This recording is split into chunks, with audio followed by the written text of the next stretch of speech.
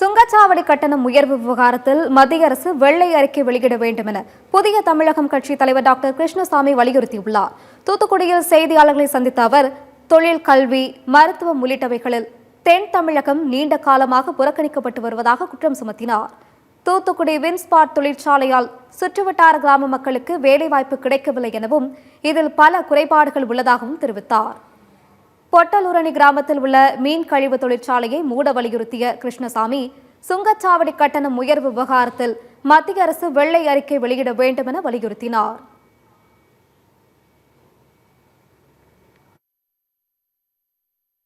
தொழில், கல்வி, மருத்துவம் உள்ளிட்ட பல்வேறு அடிப்படை கட்டுமான வசதிகளில் தென் தமிழகம் நீண்ட காலமாக புறக்கணிக்கப்பட்டிருக்கிறது.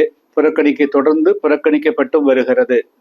தொழில் வளம் பெருகினால்தான் இங்க இருக்கக்கூடிய இளைஞர்களுக்கு வேலை வாய்ப்பு கிடைக்கும். சுங்கச்சாவடிகளே அதுலேயே ஒரு பெரிய மால் பிராக்டிஸ் நடக்கிற மாதிரி தெரியுது.